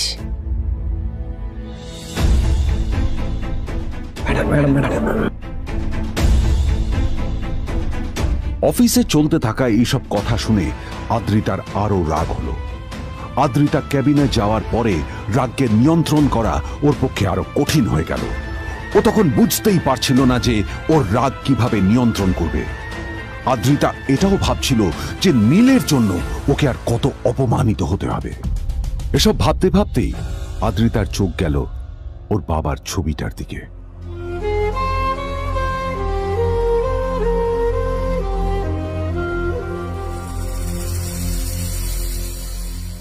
আমি তো তোমার সবচেয়ে প্রিয় মেয়ে ছিলাম বাবা, তাই তাই আমি সবসময় ভেবেছি যে তুমি আমার জন্য যাকে সিলেক্ট করবে সে সব থেকে শ্রেষ্ঠ হবে। তাই আমি নিজে থেকে কখনো কোনো রিলেশনশিপে যাইনি, আর তোমার কাছে বিয়ের কোনো শর্তও রাখিনি। কিন্তু কিন্তু তুমি না আমার সাথে কি করলে? এই গাধাটার সাথে আমাকে বিয়ে দিলে। আমার আমার জীবনটা নষ্ট হয়ে গেল, শেষ হয়ে গেল।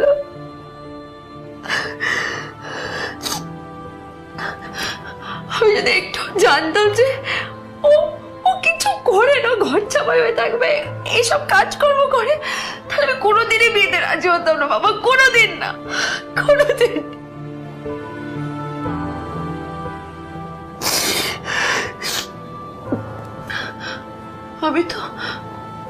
আমি তো সবসময় ভাবতাম যে বাবা মারা তাদের সন্তানের ভালো চায়, কল্যাণ চায়, তাদের জন্য চিন্তা করে। কিন্তু কিন্তু বাবা, তুমি আমার জন্য একটু চিন্তা করোনি। তুমি শুধু তোমার শেষ কর্তব্যটুকু করতে চেয়েছিলে, শেষ ইচ্ছাটুকু রাখতে চেয়েছিলে, পালন করা হয়ে গেছে, আর আমাদের তুমি ছেড়ে চলে গেলে। তুমি আমাকে ছেড়ে চলে গেলে। অন্যদিকে নীল রিউনিয়ন পার্টির জন্য হোটেল প্রাইম স্টারের দিকে রওনা হলো। হোটেল প্রাইম স্টার ছিল শহরের সবচেয়ে দামি হোটেল। ওখানে শহরের সব বড় লোকেরা যাতায়াত করত। নীল যখনই তার পুরনো বাইকটা নিয়ে ওখানে পৌঁছলো, ওর পুরনো জামা কাপড়, পুরনো বাইক আর ওর পায়ে ছেঁড়া চপ্পল দেখে সিকিউরিটি গার্ড ওকে গেটের বাইরেই আটকে দিল। থাম থাম, এই কোথায় যাচ্ছিস শালা ভিখিরি? না না দাদা, আপনি আমাকে ভুল বুঝছেন। আসলে আমাকে ইনভাইট করা হয়েছে, আমি এই হোটেলেই এসেছি। শালা মিথ্যে কথা বলার জায়গা পাস না? হ্যাঁ, মিথ্যে কথা বলার আগে নিজের চেহারাটা তো দেখতিস। এটা একটা প্রাইম হোটেল, বুঝেছিস? এখানে সব শহরের বড় বড় লোকেরা তাদের বড় বড় গাড়ি নিয়ে আসে।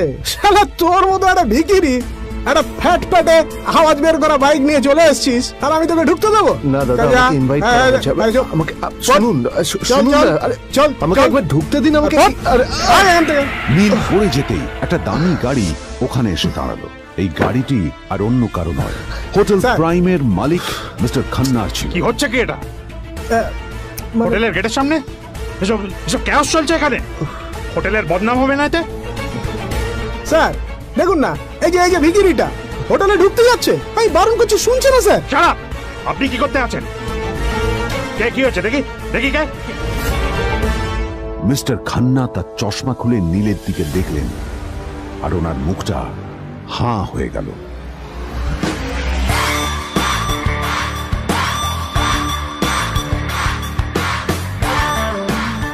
নীল স্যার, আপনি?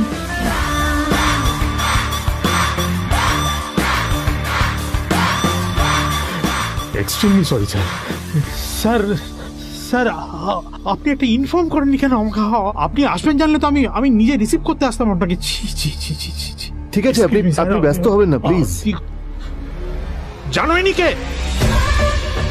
নিজের বসকে এভাবে একজন ভিখারিকে হাতে পায়ে ধরতে দেখে গার্ডিও অবাক হয়ে গেল।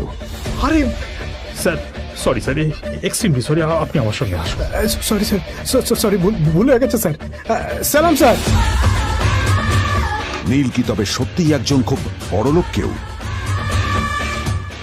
জানতে পকেট এফএম এর এই সম্পূর্ণ গল্পটি শুনুন, বস দুনিয়া যার বসে, যেটা ভারতীয়রা সবচেয়ে বেশি শুনছে। বিনামূল্যে গল্প শুনতে নিচের ইনস্টল বাটনে ক্লিক করুন এবং পকেট এফএম ডাউনলোড করুন।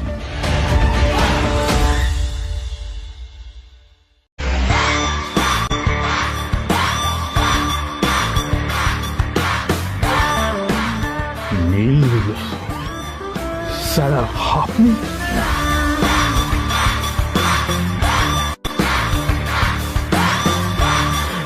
Extremely sorry sir. Sir sir, আপনি একটা ইনফর্ম করেননি কেন আমাকে? আপনি আসবেন জানলে তো আমি নিজে রিসিভ করতে আসতাম আপনাকে। ছি ছি ছি ছি ছি। ঠিক আছে, আপনি ব্যস্ত হবেন না প্লিজ। জানোইনি কে? নিজের বসকে এভাবে একজন ভিখারিকে হাতে পায়ে ধরতে দেখে গার্ডিও অবাক হয়ে গেল। আরে sir, sorry sir, extremely sorry. আপনি আমার সঙ্গে আসুন। সরি স্যার, সরি, ভুল হয়ে গেছে স্যার। সালাম স্যার। নীল কি তবে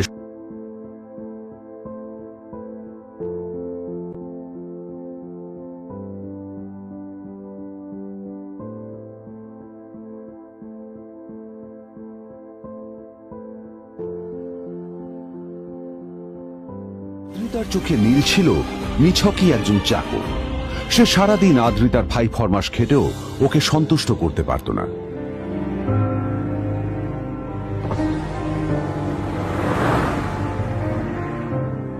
এত কিছুর পরেও কেন একজন ধনী বাবা তার মেয়েকে গরিব ছেলের সাথে বিয়ে দেন?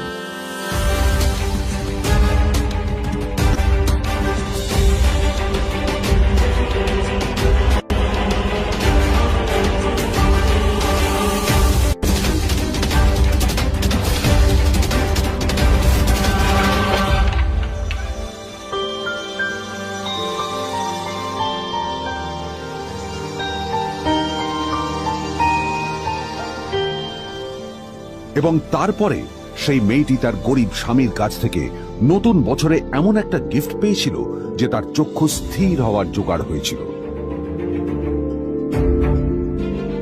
আর ওর স্বামী সম্পর্কে সত্যিটা জানার পর তো ও প্রায় অজ্ঞান হয়ে গিয়েছিল।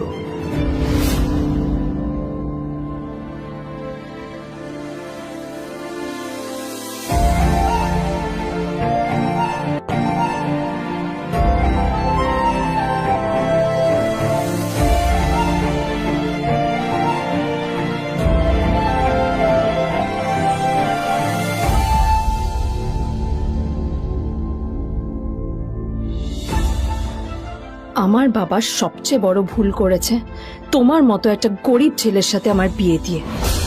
আমার সব বন্ধুদের স্বামীরা ওদের কত দামি দামি গিফট দেয়, আর তুমি?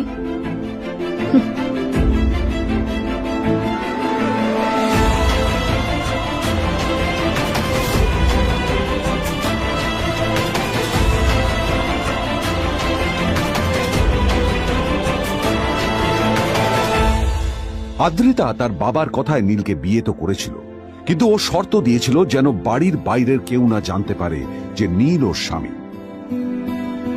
নীল ওই বাড়িতে ঘর জামাইয়ের মতো থাকলেও ও যেন ওখানে একজন চাকর ছিল। সবাই ওকে অপমান করত। ওই বাড়িতে না ও ঠিক মতো খাবার পেত, আর না ওর কোনো আলাদা ঘর ছিল। কখনো কার্পেটের উপর ঘুমোতো, তো কখনো আবার পোষা কুকুরের ঘরের পাশে নীলকে ঘুমোতে হতো। হাত খরচ মেটাতে ও এক জায়গায় ওয়েটারের কাজও করত। আদ্রিতা তার বন্ধুদের বলেছিল যে আদ্রিতা বিদেশে বিয়ে করেছে, আর তার স্বামী লন্ডনের একজন খুব বড় বিজনেসম্যান। কিন্তু যখন আদ্রিতার বন্ধুরা ওকে ওদের স্বামীদের দেওয়া দামি দামি গিফটগুলো দেখাতো, তখন লজ্জায় ওর ভিতরটা পুড়ে ছাই হয়ে যেত।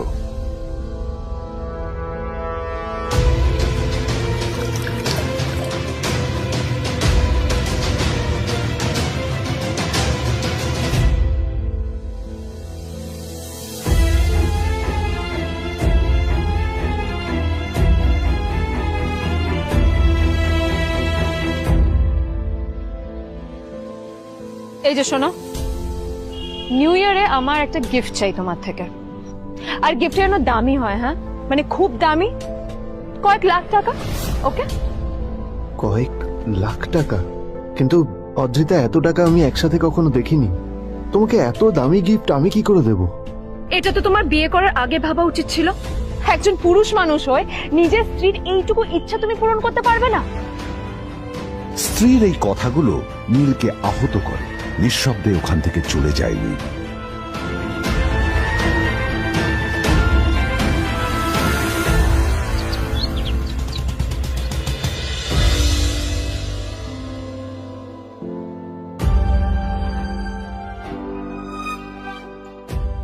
দুদিন পর নিউ ইয়ার পার্টির আগে নীল আদ্রিতার কাছে এসে একটা গিফট প্যাক দেয়।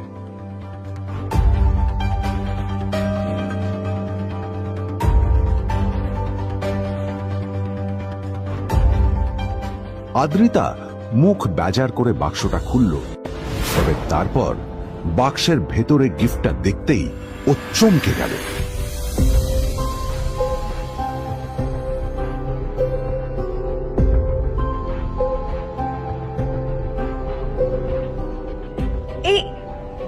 এই ফোনটা মানে এটা তো একটা স্পেশাল এডিশন। এটার দাম তো 3 কোটি টাকা। তুমি এটা পেলে কোথা থেকে? আসলে এটা অরিজিনাল নয়। আমি ওই ফোনটারই একটা কপি এনেছি।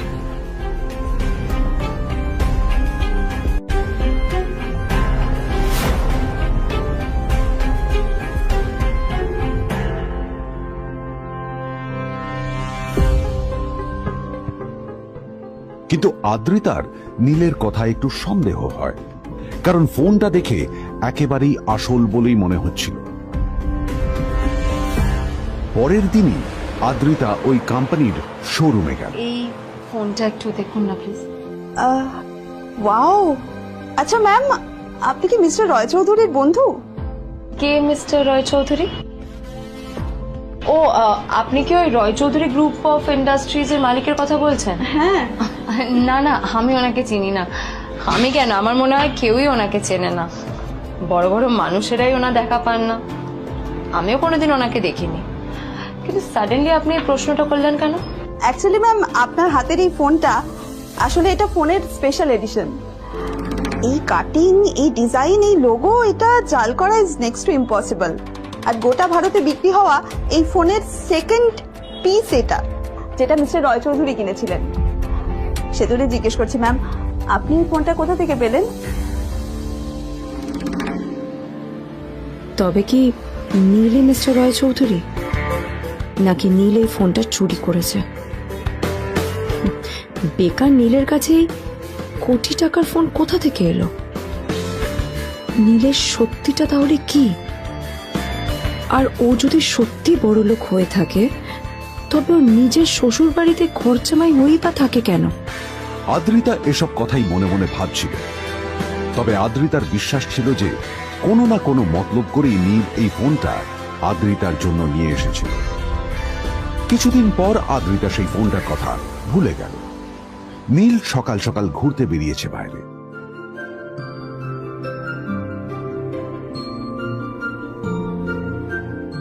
কটা বাজে রে?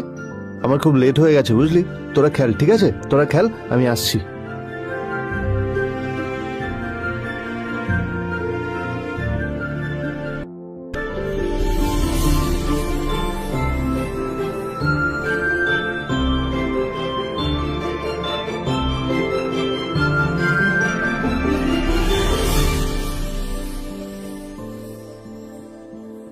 নীল, জল পড়ছে না কেন দেখো না।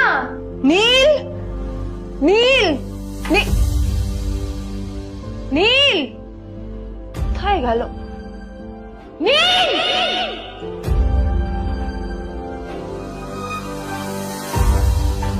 নীল, নীলকে ডাকছে কেন বলতো? ওইদিকে বাড়িতে আদ্রিতা আর চিত্রা আশ্চর্য হয়ে গেল যে নীল হঠাৎ কোথায় উধাও হয়ে গেল।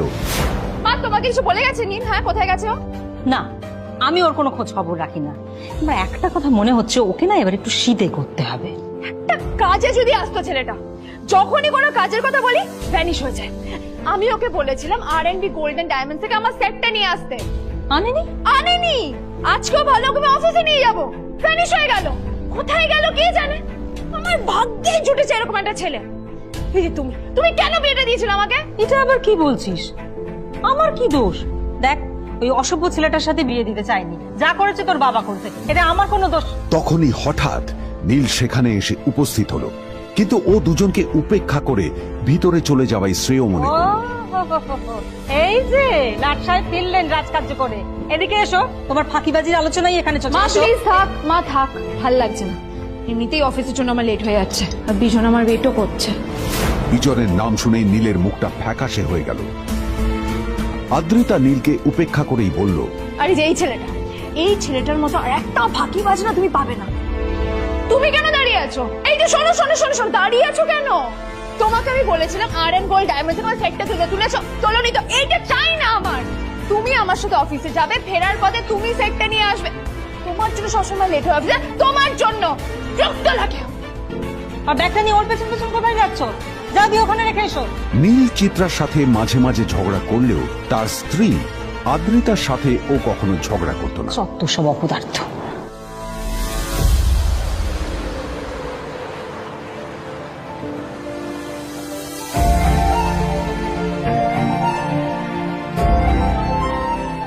কিছুক্ষণের মধ্যেই তারা আদ্রিতার অফিসে পৌঁছে গেল। আদ্রিতা গাড়ি থেকে নামতে নামতে দেখলো যে তার কাছে অনেকগুলো ফাইল আছে। নীলের দিকে তাকিয়ে ওকেই ফাইলগুলো নিয়ে ভেতরে আসতে বলল। চলো, হা করে দাঁড়িয়ে আছো কেন? ফাইলগুলো নিয়ে ভেতরে এসো।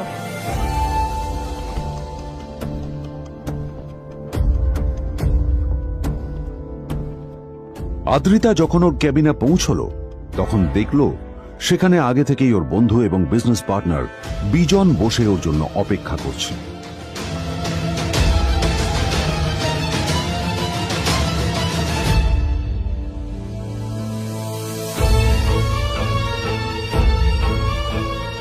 কোথায় ছিলে বলো? আমি 1 ঘন্টা ধরে তোমার জন্য এখানে ওয়েট করছি। এই লোকটার কি কোনো কাজকর্ম নেই?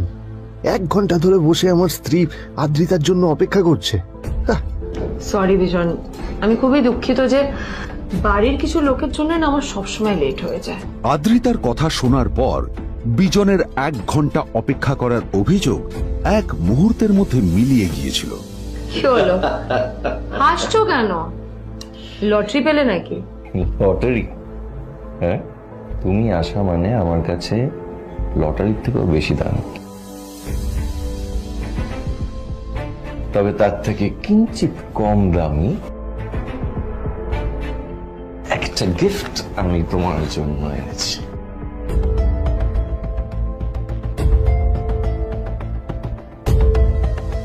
This is a rare diamond necklace for you. এটা আমার জন্য? সত্যি? এই শহরে এটা খুঁজে পাওয়া খুব বিরল। Just like you. Like it? Thank you. You're welcome. Thank you for the gift. আসি তাহলে এখন।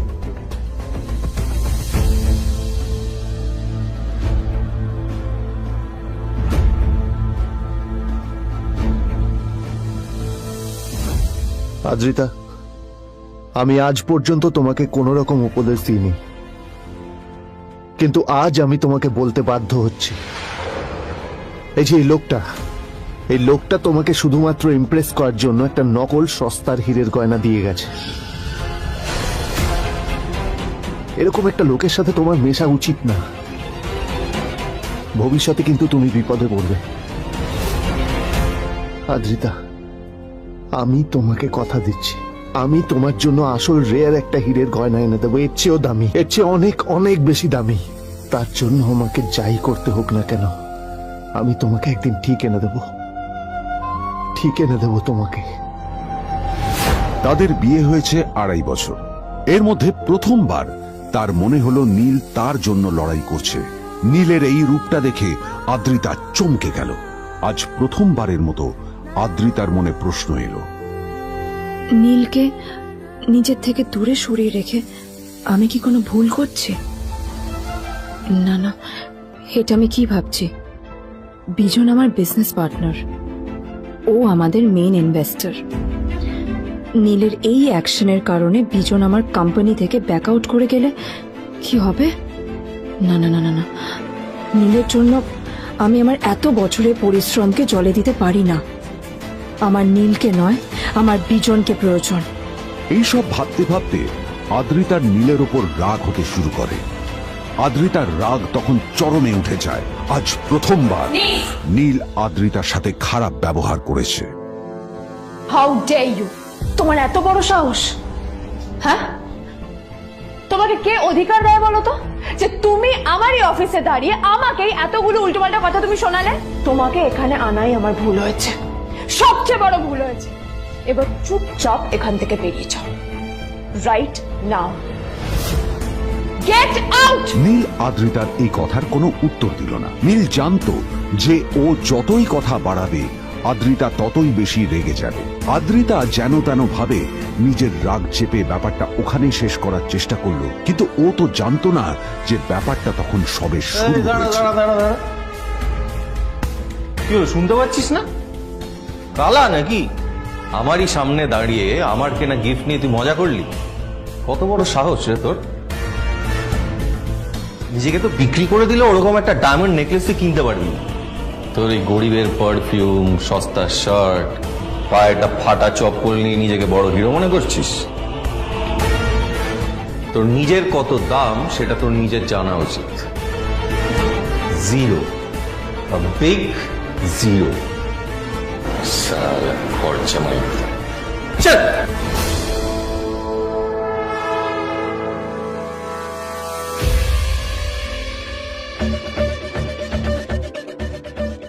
নীল তখনও ঝামেলা করার মেজাজ ছিল না, কিন্তু যখন কেউ অন্যের নীরবতার সুযোগ নিতে শুরু করে তখন কথা বলাটা প্রয়োজন। নীল আঙুল তুলে পেছনের দিকে ইশারা করে। প্রথম কথা, ওই যে ওখানে দাঁড়িয়ে আছে, ও আমার স্ত্রী।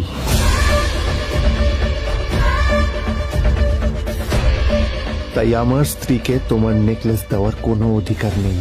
ওকে যদি নেকলেস দিতে হয় তাহলে আমি দেব। তাই এসব ফ্রডগিরি বন্ধ করো। আর দ্বিতীয় কথা, যার পকেটে পয়সা নেই ঝনঝন আওয়াজ করা তার মানায় না।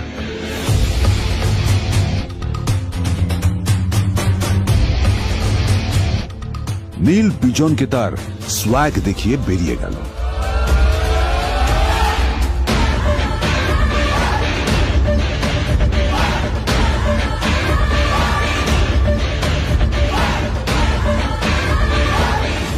আদ্রিতার রাগে গজগজ করছিল। ওর জ্বলন্ত চোখের সামনে শুধু নীলের মুখটা ভেসে উঠছিল। ও যতই নীলের কথা ভাবছিল ততই ওর রাগ বেড়ে যাচ্ছিল। গত কয়েক মাস ধরে আদ্রিতার কোম্পানির অবস্থা একেবারেই ভালো ছিল না। আদ্রিতা তা সামলানোর আপ্রাণ চেষ্টা করছিল। কি যে করবেও সেইটাই বুঝে উঠতে পারছিল না। তারপর বিজনের সাথে ওর দেখা হলো, আর তখনই বিজনের সাথে ওর বন্ধুত্ব হলো। বিজন একটা খুব বড় পরিবারের সদস্য। আজ বিজন শুধুমাত্র আদ্রিতার কোম্পানির একজন বিজনেস পার্টনারই নয়, সাথে বড় ইনভেস্টরও। আর শুধুমাত্র বিজনের কারণেই আদ্রিতার কোম্পানি এখনো চলছে। এই কোম্পানির সমস্ত লস বিজনই বহন করে এবং আদ্রিতারও ওকে তাই খুব প্রয়োজন। বিজনের সাথে বন্ধুত্ব করা আদ্রিতার পক্ষে সহজ কাজ ছিল না। অনেক কাঠখড় পুড়িয়ে আদ্রিতা ওর কাছাকাছি এসেছিল। সবকিছু ঠিকঠাকই চলছিল, সবকিছুই আদ্রিতার প্ল্যান অনুযায়ী হচ্ছিল, কিন্তু নীল আজ এসে সবকিছু নষ্ট করে দিল। কি দরকার ছিল বুঝতে পারছি না। কি দরকার ছিল নীলের বিজনকে এতগুলো কথা শোনানোর? এবার বিজন আমাকে টাকা দেবে কিনা সেটাও জানি না, আমার কোম্পানিতে ইনভেস্ট করতে চাইবে কিনা সেটাও বুঝতে পারছি না। কি করব?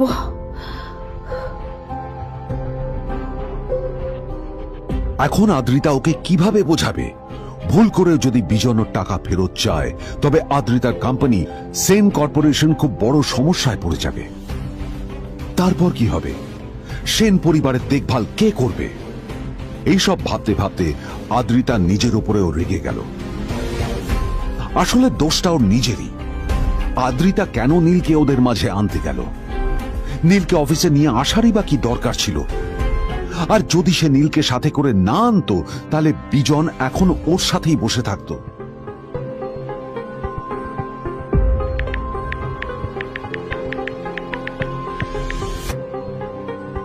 প্যামেলা, আমি মিটিংয়ে বেরোবো, আমার চেঞ্জটা একটু নিয়ে এসো প্লিজ।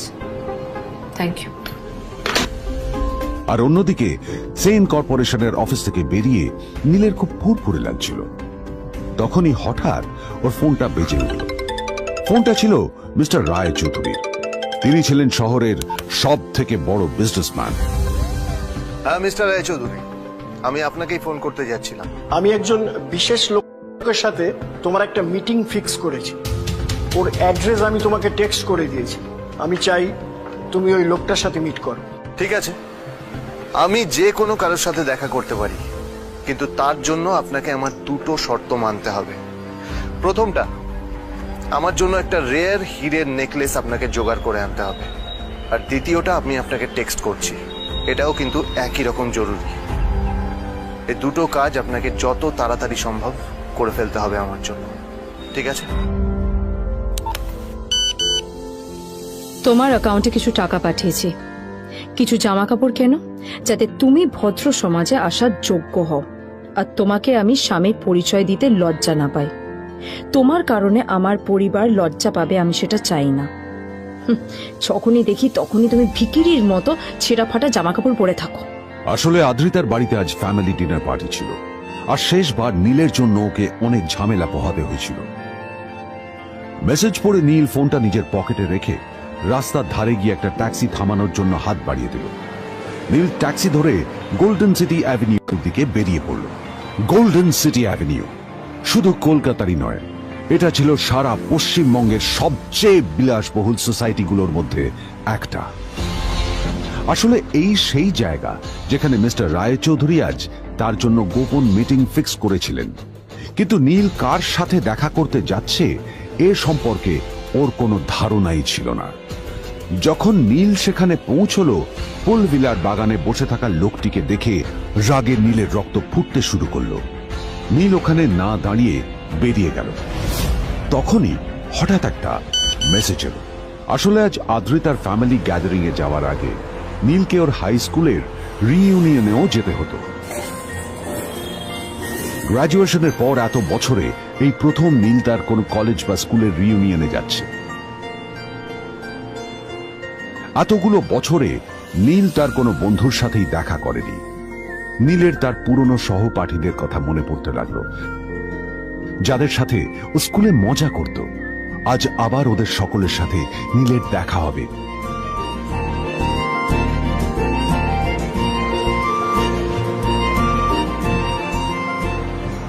আর এই সব কিছু ভেবেই নীল এক্সাইটেড হয়ে যাচ্ছে।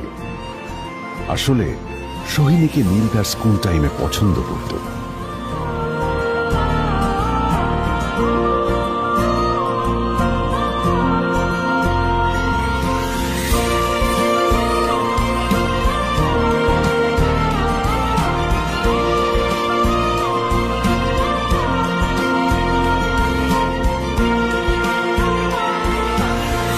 অন্যদিকে সেন কর্পোরেশনে ইনভেস্টরদের সঙ্গে আদ্রিতার মিটিং একেবারেই ভালো যায়নি।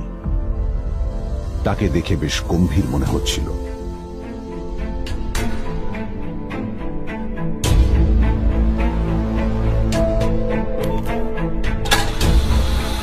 ভাই পৃথিবীতে এমন লোক আছে, কি দেমাগ দেখলি? হ্যাঁ, কাজকর্ম তো কিছু করার নেই, আর কিছু করেও না। হ্যাঁ, শুধু চলে এসছে আমাদের ম্যাডামকে রাখাতে। এই 1 বছরে না কিচ্ছু বদলায়নি।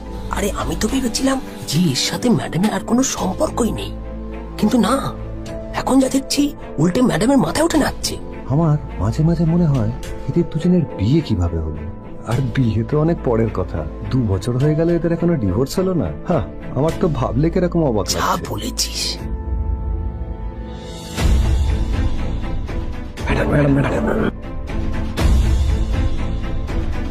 অফিসে চলতে থাকা এইসব কথা শুনে আদ্রিতার আরো রাগ হলো। আদ্রিতা ক্যাবিনে যাওয়ার পরে রাগকে নিয়ন্ত্রণ করা ওর পক্ষে আরো কঠিন হয়ে গেল। ও তখন বুঝতেই পারছিল না যে ওর রাগ কিভাবে নিয়ন্ত্রণ করবে। আদ্রিতা এটাও ভাবছিল যে নীলের জন্য ওকে আর কত অপমানিত হতে হবে। এসব ভাবতে ভাবতেই আদ্রিতার চোখ গেল ওর বাবার ছবিটার দিকে।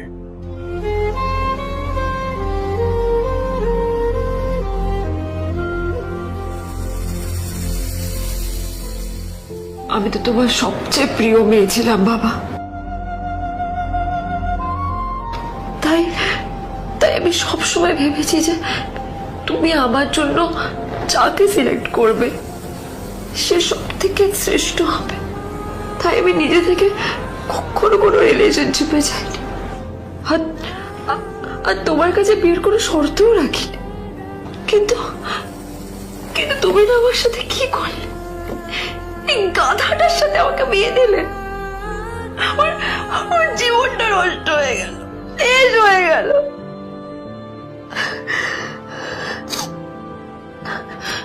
আমি যদি একটু জানতাম যে ও কিছু করে না, ঘর চাপাই হয়ে থাকবে, এইসব কাজকর্ম করে, তাহলে আমি কোনোদিনই বিয়েতে রাজি হতাম না বাবা, কোনোদিন না, কোনোদিন।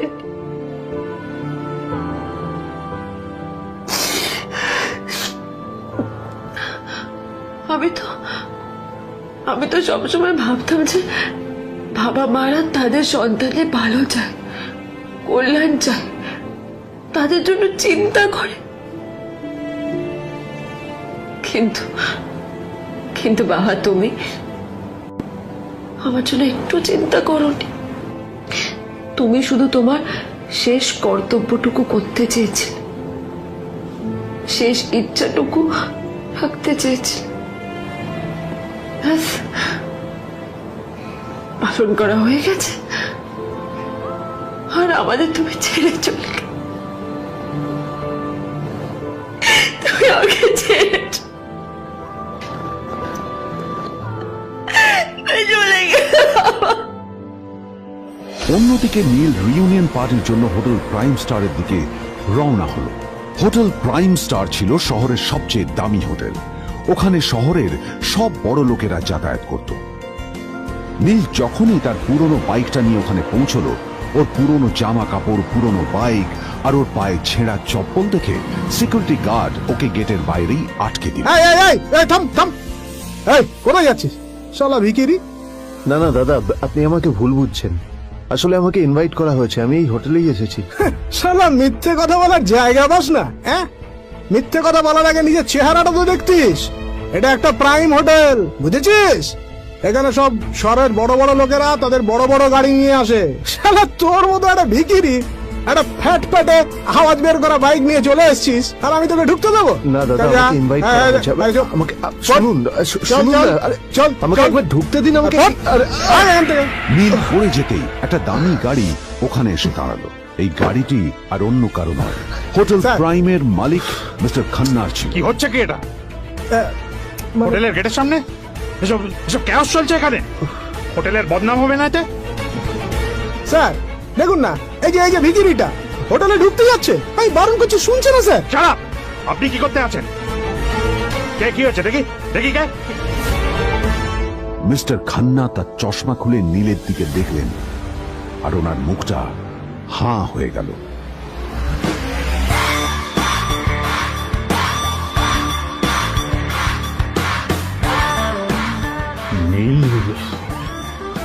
স্যার আপনি